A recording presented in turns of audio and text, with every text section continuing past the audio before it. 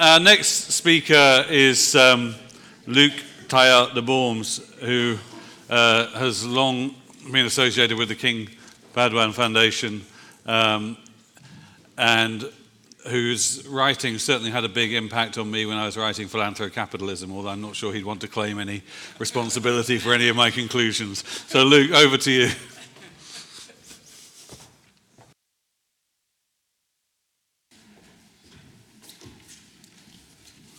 Thank you for that. Okay, good afternoon. Thank you for inviting me. In fact, it would have been better that my colleague would have been here, who is responsible for research funding and activities in the foundation. So it's a kind of delegating up because he's in Seattle, in a place well known, on a certain project which I will perhaps come back to. Secondly, I am not a researcher, and I must confess that I am a little bit disappointed. It's not the fault of the organizers, but when I see the participation list, I don't see a lot of my colleagues here, so I have to apologize for that in their name.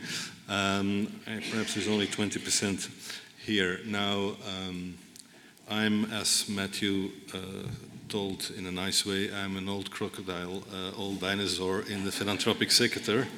And so I know a little bit about the foundation sector, especially those who exist for a long time. And I must say that what a lot of every of the first introductory speakers have been saying, that foundations are risk takers, I must say that's not really true. That's what we claim, but when you look at the behavior of foundations in general, we are not that risky players. We are quite, we're not conservative either, but we don't take many high risks. And of course there are exceptions, but sometimes I'm a little bit ashamed that it always comes back that we are risk takers, and we have still a long way to go, and that's also the work of the foundations and foundation leaders, I guess, to do that. What I wanted to do as a kind of an introduction, and there should be much more on that, but is that to understand foundations, I think, and to know if foundations have if there is a capacity or a possibility that foundations would invest more in research, we have to understand how foundations position themselves in society, and there are different ways or different criteria for them. Is of course they look towards the other sectors in society. They look what government is doing. They look what civil society is doing. They look what corporate world is doing, and then they see what can we do different, or where do we have added value. And of course that is quite different from continent to continent, but that's also quite different in Europe from state to state, from country to country. And as we have already heard, it is not a coincidence that in the UK, Germany, and the Scandinavian countries, there is much more investment in research. The tradition is there. It's also linked to how the governments are behaving and working. And so to think that foundations all are thinking about research funding, that has been proven that's not the case. Because foundations try, that's the ideal, to change a little bit things in the world, and they have different ways to do that. They have different change theories. And they're all valid, of course, and they're not contradictory. They add up, it's end-end. So you have foundations, and there are also a lot of them in Europe and in the United States, who simply think that you change the world through funding civil society. You have foundations who are more political between brackets, who want to influence the political agenda. And you have foundations who want to fund cultural creation, and that's also valid. So the foundation sector is diverse, and we have not to forget that.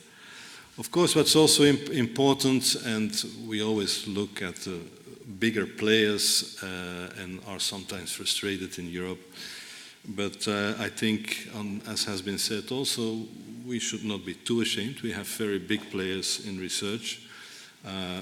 colleague of Novo Nordisk will speak later, and he will, I think, show in a very convincing way that they do a lot and that they do a lot of interesting things. Wellcome has been quoted, and there are many others. But of course, it's a difference when you are a big foundation only focused on research than we are a smaller foundation doing 2-3 different things. This is obvious, but in discussions like this, we tend to forget the diversity of the sector, and that means also the type of limitation of the sector. So let me go to, so for me, for a first conclusion, if you start to look at the foundation world as it is today, and how the foundations who exist today will evolve, and if you think with conferences like this you will bring them more to research, I think we should be not too optimistic, except if their asset base grows enormously, because they are positioned in a certain way, they have their mission, they have their way of working, and because they are not very many risk-taking and not so moving quickly, that will not be an easy task. Having said that, of course, there are new philanthropists coming to the place more and more, coming from different backgrounds, with different views on philanthropy and on the world, and I think it's to those type of people you will have to look to, and in that sense, I agree what has been said, is that the banks, the private bankers, the family offices and all that of this world have a role to play to convince philanthropists to do more also in research. Now, also another thing which I want to do as a kind of an introduction is to say that foundations, of course, you have on the one hand foundations who are grant giving or grant giving plus, and I will come back to that immediately with this slide, but you have a lot of operating foundations, and again that skews the discussion often. I think I can say that there are in the south of Europe much more structures who are operating foundations, being it laboratoria, but be it also museum and others. So the tradition of let's say, using the legal status of a foundation to create a research center or to create a museum is more present than perhaps in the north of Europe. So it's a different way of operating. But foundations are not about money alone, I think. So if you see there upstairs, supporting third parties, being it universities, individual researchers and all that, is one way of working. And another way in that financial part there, which I will come back to in the end, is of course also the social investing side and the use of our endowments in a different way. And there is perhaps, if I contradict already my first conclusion, I love paradoxes, is that there is perhaps a way to bring more classical foundations also to research if they use their endowment in a different way. I'll come back to that. But foundations are also other things. They do partnerships, they work together, they are facilitators, they are people who bring stakeholders around the table. And there are, I think, interesting questions who come to foundations these days. Anyhow, that's how I look at it in our small foundation, is that people come to us, for example, around the big data discussion. And the question of the data and the public benefit side of the data, from who are they, who owns them, what can you do with that? And in fact, when I was speaking about my colleague being in Seattle, he's for the moment in Seattle for a project, a global burden of disease, which is a kind of a global, they want to see which diseases in which country and all that things linked to that. It's of course linked, it's paid and basically granted by the Gates Foundation. But we have a tiny role in that. It's very funny, strange in fact, is that we are asked to be the institution who has the advisory World Council, so the governance body of that study. Weird. Why is that? Why is that? Because we have no stake in it. We have no interest in it. We are not a research institute. So somebody has to host that, somebody has to organize that in a kind of an objective way, and we are a brand where people have trust in, and they think we will do that in the best possible way without trying to influence the agenda or the granting to an institute more in India or another, this type of stuff. So this is also something which we see to come to the place that foundations are asked to play a role in the governance of data projects. And I think because, as has been pointed out, foundations is about actions, private actions for public benefit. I think there is a big discussion on data to building, if you pleaded for open access and all that, but there is a big discussion there. And so this has nothing to do with giving grants, it's just playing a role of facilitator, just to stress that. Now, as I've said, foundations are very diverse and the mission statements are very, very broad. So there are, as has been seen in the study, foundations who are clearly only focused on research. I give just one example there. There are others which let's say the focus on the mission is higher in a way. It's on health, and they use research as a method to achieve that thing. But there are also foundations in the south of Europe. I just cited one, Cariplo. I just wanted to also show that in the south of Europe, not all is bad.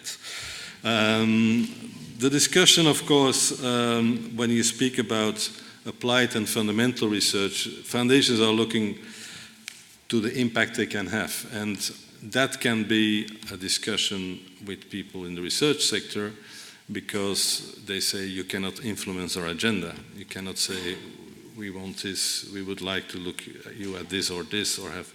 So there is this discussion going on about, are you ready to go into a dialogue about improve overall research and innovation capacity, or are you saying this is only eating up money and time, we don't have time for that, it's only fundamental research, and we don't want to be limited as a researcher, we have our autonomy. There are ways around it, we'll come back to that there, but this kind of tension is present and we need to keep that in mind.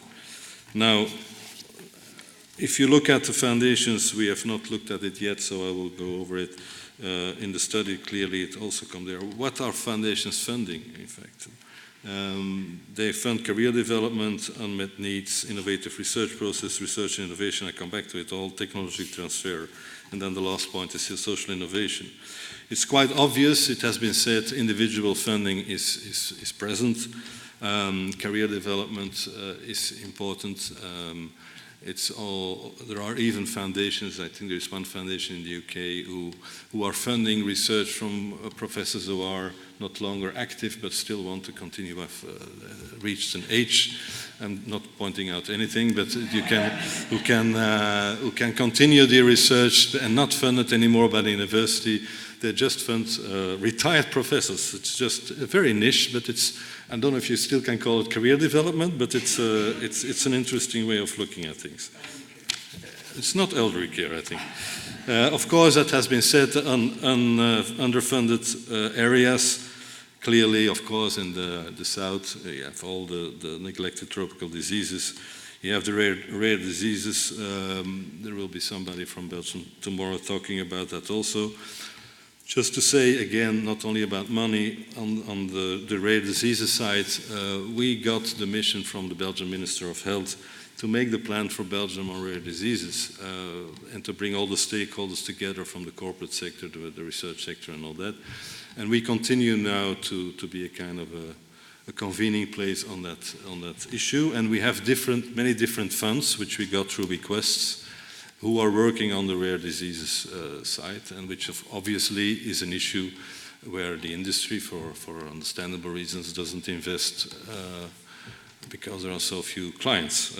But people who have a rare disease, of course, this is really important that they should be helped. You can also do exactly further on Africa.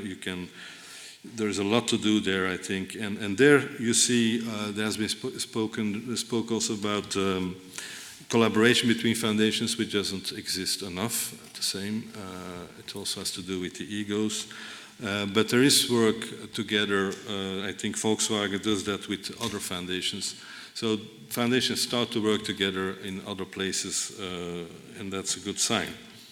There are also, I think, in unmet needs, which we see through the requests we get, is that you have research on a certain disease, but there are also often a lot of social aspects linked to the disease which are not researched enough. So that's also something I think which foundations can fund. They are not so expensive as research, but they are very important again for the patients. Then you have the high risk, and it exists. It's not that it doesn't exist. You have different type of high risk research, which is partly, of course, the fundamental research is all high risk because we don't know what the result will be, and that's important to continue to do that. But you can also, I think, the Seed Awards and the Pathfinder Awards from Wellcome are really, I think, very high bets where you really don't see from the beginning where you will end up in a certain field. The interdisciplinary aspect is important, and then the involvement of stakeholder in research. That's a very sensitive point, which specifically I think to the health sector is an important one, is that certain issues are not really funded because because the research is looking in a certain way to it, and also the medical sector, but there are other elements, other stakeholders who find it important. And so this is, which the question, can you do that or not? This is agenda setting in science. And that's a very sensitive thing to do, and we are doing it now on starting to do it on these three issues, biobanks, and also more social aspects like long sick leave and other things. But it exists at other places. And linked to that, we have with different foundations, again, it's an issue of collaboration, created the European Foundations Award for Responsible Research and Innovation, which I think is interesting, but which brings a lot of discussion because you bring in ethics, gender equality, and that I see from some university quite aggressive reactions to that. They don't want really to even start the discussion. And I think that is something which again the foundation can do because we are independent and we have the brand name to do it. And we will. There is a university here in Delft who is involved, who will bring the 15 best practices in the summer of 2016. And we will have a ceremony in November, just to illustrate this. Then you have, as I told you already, you have the more operational side, is investing really in the research infrastructure. I will not stay on that very long. I want to keep some time for the social investing side. The technological transfer and startups, I think that's it's something which you see now, Novartis is in it, but you see it coming now also in the south of Europe, more and more of these things. We also have a fund, a Caring Entrepreneurship Fund, which is a fund which was created by a former boss of a pharmaceutical firm. And you have what you said, this dead valley between the research and the first round to private equity. And their foundations, I think, can play a role because who is going to fund that apart from the friends, the fools, and the family? Perhaps a fourth F is the foundations, and I think that's something which a lot of foundations are considering and doing. But I guess that you will come back to that perhaps later. Okay, now more on the social side, less on the health side. Supporting innovation. I mean, the question is always it's a discussion on its own. What is innovation? What is imitation? I think sometimes imitation is more important in society than innovation because there are a lot of good ideas around, and specifically in the foundation sector, I observe that people want to invent everything themselves instead of stealing it from other colleagues and trying to just take the good practice somewhere else and take it over. So I think this is a very, very important point. But I don't want to go into discussion of tomorrow's panel where somebody from EVPA will speak, but I just want to show from my last point is the point on the capital, the endowment side of foundations. So normally foundations use a certain, what they call a payout rate, a certain amount of their endowment, a percentage of their endowment to work. So we use between 3.5 and 4 of the value of the stock market of our endowment to work.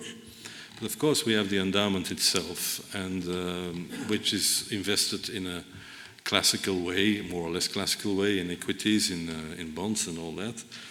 And this is money which can be used also in another way, which is called sometimes mission-related investment. It can be invested in social investment, in social bonds, and things like that. And I think that's a way where we have to push the foundation sector further in.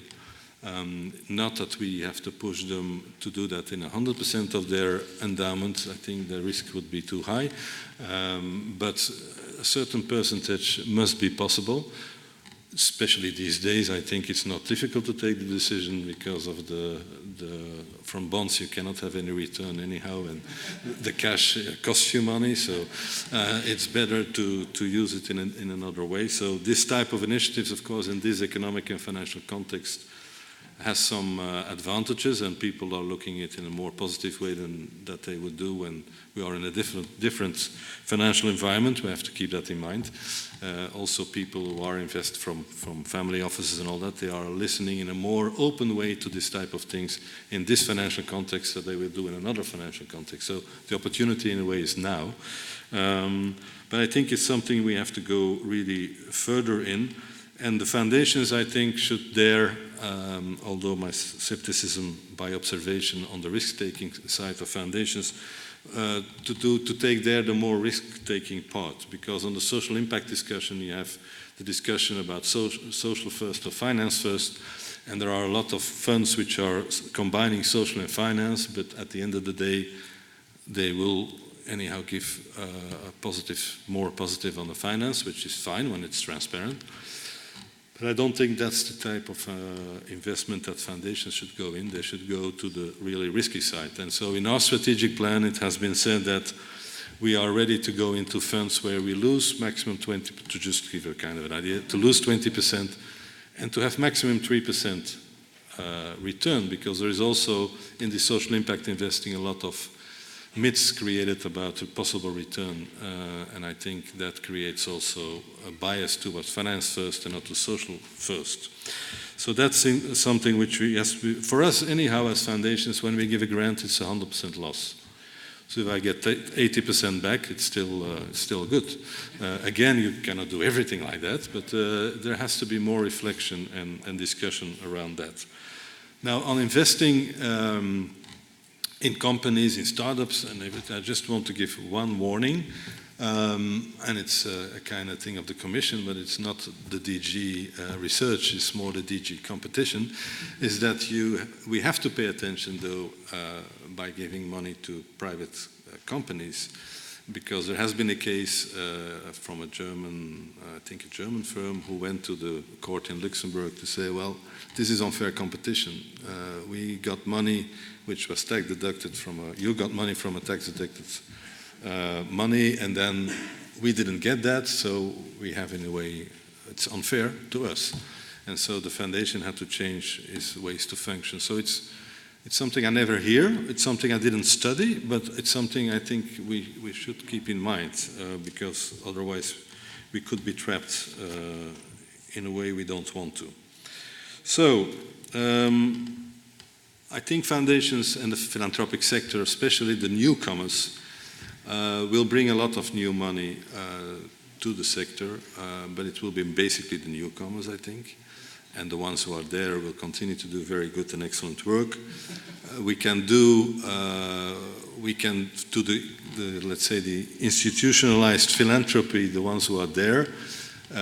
If we want to get more money there, I think we will have to look at their endowment side and try to convince them to do that and to go also in the social investing. And finally, I think foundations, it's not alone about the money, it's also about this convening and this facilitating, like I said, about the data, the governance about data for public benefit, and for example, the agenda setting on research. That's it. Thank you very much.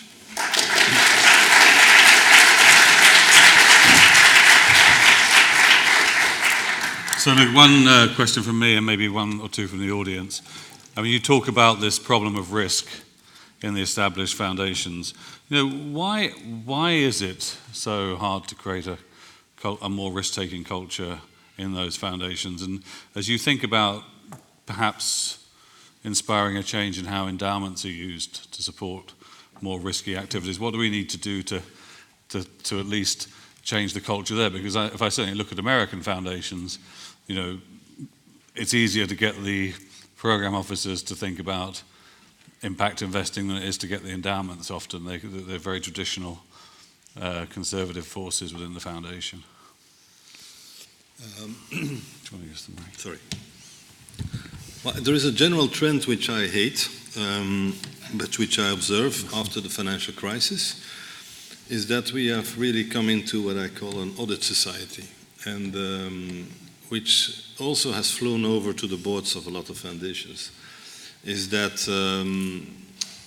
everything is risk assessment. And so you have to have your internal procedures, your audits. I mean, I see a lot of foundations becoming even more bureaucratic than they already were, almost as the Commission. I mean, you have to try to do that. Huh? It's really a challenge to be as good as the Commission on that. And so it's. But I observe it, and so I think it's a general in society. I mean, it's also the media. I find it everywhere. I think everybody has always to be ready to respond to everything and to write it down, to have procedures. I mean, I have nothing against that. Everything is a question of balance, but I see the balance going in the wrong direction, which the board puts pressure on management and on teams to. I mean, let me take an example which I had to put my head on the table. More or less is that, well, we don't have to tell about the problems we have in Belgium with radicalized youngsters. There were parliamentary commissions, and out of those parliamentary commissions came that for different reasons, opposite reasons, you need to look at the families of those radicalized young people. One, because there is a danger that others in that family, but second, they're also partly a victim because that doesn't mean everybody in that family is like that, and so you get a problem around this family which doesn't help either. But nobody wanted to take the risk to fund organizations or even a group of individuals who helped those people. So at the end, I convinced my board to do it, but I can tell you that was a tough discussion, and I'm not saying I don't understand the arguments, because in 2 years from now there can be a person blowing himself up who was helped by an organization we funded. I mean, so there is this risk. So I'm not underestimating it, but today everybody is covering himself up a lot, and so that's an unfortunate thing, and that's a general trend. In general, boards are there because they need, of course, to do the check and balance, and they have to look at the risk. That's a general job of a board, that's normal, but I see it coming, I see it worse than ever. Do we have one question from the one in the middle here and one at the back? We'll take those two questions. And please do say who you are. Albert Zadler from Traders Bank.